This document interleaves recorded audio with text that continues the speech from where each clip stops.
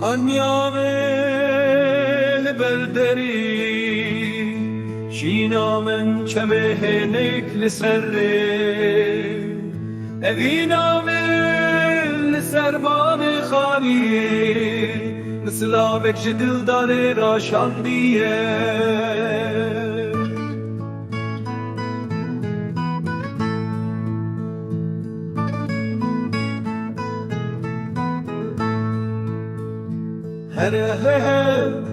biçe rêzanê Kirasê sibî warê xemlandî Mêrê temir dilê min geş bûye Ruhê te bibe min evîndarê nabe cana şîrîn dilê min ketiye nabe banê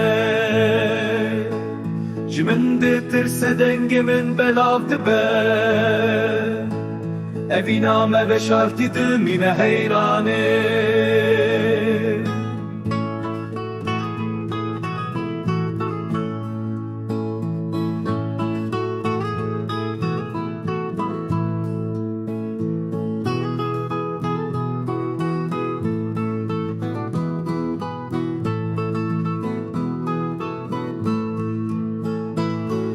Kevanê dilê min ji bo te tewandî Esrên çavê min ji bo te diherêkî Ez li ber derîyê te sekinîme